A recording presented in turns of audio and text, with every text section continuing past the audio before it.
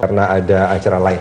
Mas Hanta, ini kalau kita bicara soal bagaimana koalisi pasca putusan MK ini, menurut pandangan Anda? Menurut saya akan ada kemungkinan pergerakan ya, perubahan, dan saya dari mana ke mana? Kalau kita bicara pergerakan ini tidak akan menduga-duga, tetapi berdasarkan data, berdasarkan survei, riset yang sudah dilakukan sebelumnya. Nah, pergeseran yang paling mungkin tentu dari yang kalah ke yang menang. Itu logika paling sederhana. Kalau dari yang menang ke kalah itu agak aneh, itu hampir belum ada sejarahnya, kira-kira begitu. Nah, memang betul ada dua situasi di mana katakanlah saya tidak bermaksud mendahului putusan MK, Jokowi JK terpilih, ditolak katakanlah gugatan dari Prabowo. Ada dua kebutuhan sebenarnya. Satu, koalisi Jokowi JK ini membutuhkan menambah kekuatan koalisi, itu diperlukan. Tetapi harus digarisbawahi, kebutuhan ini adalah dalam rangka untuk menyukseskan kebijakan Jokowi JK ke depan, agar tidak terlalu repot diganggu oleh parlemen. Tetapi juga jangan diarahkan bahwa mereka akan diimpeach kalau tidak sampai 50%. Jangan lupa, ini harus digarisbawahi, ini nanti digusdurkan. Tidak. Undang dasar kita itu sudah diamandemen 4 kali. Jadi nggak bisa seperti dulu menjatuhkan presiden. Kendati pun katakanlah koalisi Pak Fendi Simbolon CS ini tidak berhasil mengajak menambah, tidak membuat juga seorang presiden jatuh dalam hitungan waktu yang pendek. Asal kebijakannya, syaratnya kan berat, ada proses MK dan seterusnya. Tapi kita bicara politiknya ya, dengan parlemen. Tetapi di saat yang sama, kita tahu punya kepentingan juga di koalisi Merah Putih, itu tetap solid tanda petik. Kenapa? Karena ya mungkin PAN sudah punya jatah wapres meskipun tidak menang, Gerindra sudah presiden, partai lain kan mungkin dijanjikan ketua DPR, pimpinan komisi. Nah, ini harus dijaga paling tidak sampai DPR yang baru diputuskan. Mereka punya agenda. Golkar misalnya untuk mengincar ketua DPR. Iya, betul, satu itu. Masih mungkin keperluannya itu satu.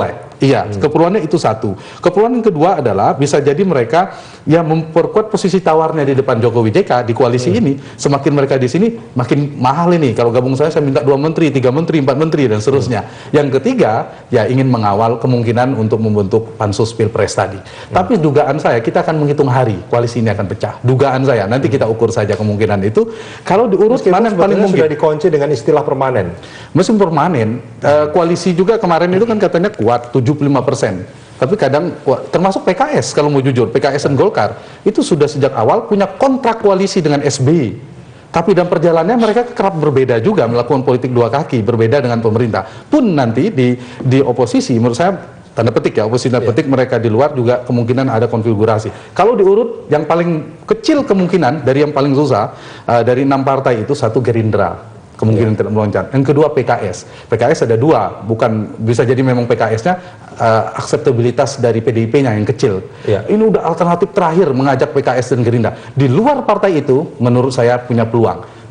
Partai Demokrat, PAN, P3 dan Golkar. Kalau Golkar itu sangat tergantung pada dinamika internalnya. Kalau Munasnya jadi dipercepat karena posisi ARB semakin terjepit. Kan logika Golkar kalau kalah, gagal jadi capres, gagal jadi wapres, dijanjikan menteri utama juga gagal, itu posisinya akan lemah. Nah, ini kita lihat dinamikanya. Kalaupun tidak bisa, ada Demokrat. Apalagi bisa mencairkan komunikasi Ibu Mega dan Pak SBY. Yang kedua ini PAN sangat mungkin, dan yang paling mungkin lagi ada P3, apalagi akan ada muktamar untuk dekat. Seperti itu Kak, artinya partai-partai yang memungkinkan untuk gabung bersama. Iya, memang sangat pandai nih Pak Hanta ini. Saya kira benar ya. Ini kan bukan analisa ya. Saya kira persis seperti ini. Memang seperti itu. Iya, jadi kalaupun bukan politisi, kita ngobrol-ngobrol dengan ya teman-teman kita, apakah itu pedagang, supir taksi, ya sama seperti ini. Maksudnya? Jadi nggak ada hal yang news sebenarnya. Bahwa itu akan ada nanti mutasi kemana-mana, itu semua ada interest politik. Ya. Jadi apa interest politiknya apa mereka? Ya macam-macam lah. Kita kan ini satu kesatuan anak-anak bangsa ini kan semua pada dasarnya platformnya hampir sama ya. Dalam ideologinya ya paling ada pergeseran di sini berbasis penekanan pada lebih agamis pada ini nasionalis. Tapi dalam praktek operasionalnya kan hampir sama lah semua. Sehingga ketika kita mulai bersama-sama mendayung di era demokrasi seperti ini, memang plus minus kurang lebih itu kita harus sama-sama maklum. Tidak ada yang sempurna begitu loh. Di antara partai politiknya harus jangan merasa lebih pintar, lebih besar dari yang lain. Sehingga uluran tangan apapun namanya, ajakan apapun, kalau tadi tidak ada istilah Pak Jokowi mengulurkan tangan ke mana saja? ya membuka diri ya, katakanlah begitu ya. Ini kan semua Membuka diri kepada siapa? ya kepada semua, saya kira kepada semua. Saya tidak Artinya komunikasi sudah dilakukan dengan. ya, saya kira dengan sinyal yang diperlihatkan melalui gestur Pak Jokowi itu kan menunjukkan bahwa dia inklusif ya, tidak eksklusif, kemudian membawa kemenangan itu pada hanya rezimnya saja seperti itu ya. Tapi kan ini kan nggak seperti iklan dipasang di billboard terus orang lihat terus datang, kan pasti ada komunikasi tentunya. Ya justru itu. Tapi kan semua kan dimulai dari itikat dulu dong. Ada niatankah membuka bahwa pemerintahan itu. Partai mana saja yang berada di Koalisi Merah Putih yang punya niatan untuk bergabung ke Ya Jokowi? saya tidak tahu persis. Tapi analisanya Mas Hanta tadi dari urut-urutannya itu saya kira ya itulah sebenarnya nanti yang terakhir sekali, yang sangat mungkin. Artinya Gerindra dan PKS memang menjadi partai yang akan sangat sulit untuk diterima oleh PDIP dan Jokowi. Jangan dikatakan bahwa kami yang sulit loh menerima kan. Ini kan Sebaliknya juga. Ya sebaliknya juga ya, karena ini mungkin Artinya dua-duanya sulit untuk bersama ya. ya kadang-kadang ada baiknya juga tidak bersama. Oke, baik, kita akan sambung di segmen berikut nanti.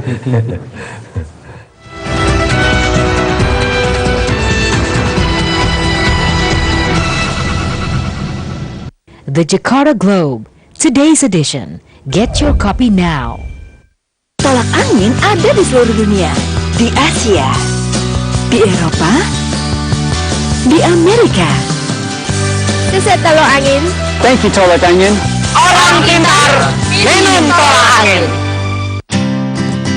Lipo Cikarang kini mempersembahkan Summer Bliss, sebuah klase terbaru di perumahan Taman Simpruk yang berjarak hanya 3 menit dari gerbang tol utama Cibatu. Klaster ini mengusung desain minimalis dengan konsep semi-detached serta memiliki keuntungan tambahan karena lokasinya yang menempati kontur tanah tertinggi di Lipo Cikarang. Miliki berbagai tipe hunian nyaman bernilai investasi tinggi, Summer Bliss Taman Simpruk, Lipo Cikarang.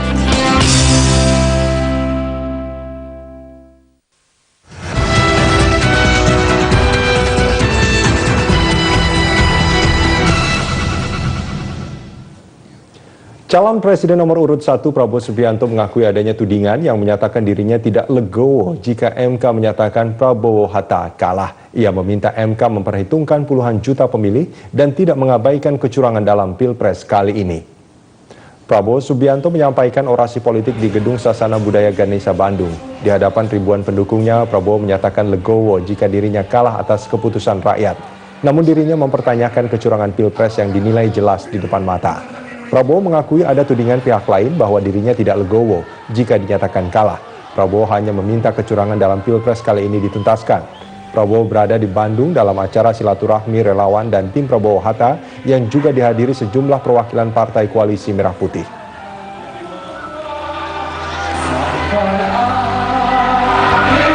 Bagaimana bisa kita terima kecurangan yang begitu di depan mata kita sendiri?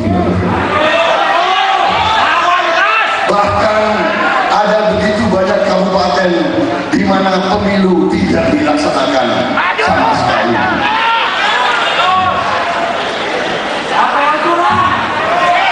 Suara akhirnya ditentukan oleh entah dewa dari mana. Masa pendukung Prabowo Hatta mendatangi gedung Mahkamah Konstitusi meski hari ini tidak sidang sengketa Pilpres. Konsentrasi massa sempat mengakibatkan kemacetan panjang di Jalan Medan Merdeka Barat, Jakarta Pusat. Masa pendukung Prabowo Hatta terdiri dari Laskar Merah Putih, Forum Komunikasi Putra Putri Purnawirawan, dan Putra Putri TNI Polri atau FKPPI, Pemuda Pancamarga, Aliansi Penyelamat Pemilu, dan Gardu Prabowo. Mereka berkumpul di depan gedung Mahkamah Konstitusi untuk menuntut MK memutuskan sidang sengketa Pilpres sesuai keadilan. Polisi bersenjata lengkap menerapkan pengamanan 3 lapis, kendaraan water cannon, barakuda, dan pagar kawat duri juga dipasang di depan gedung MK. Koordinator massa menyebut aksi hari ini adalah aksi damai menjelang putusan MK besok. Akan lebih banyak lagi ini, malah mungkin ini 4 kali lipat mungkin dari ini akan datang besok, karena semua sudah melapor di posko.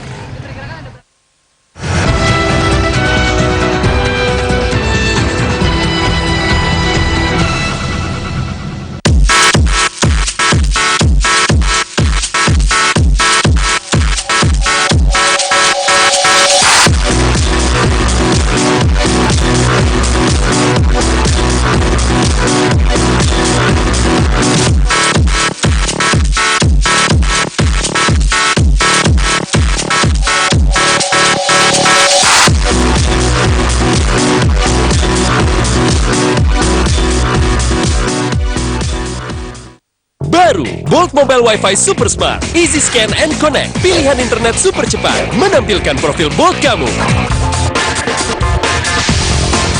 Bolt, ini baru internet gue, loh.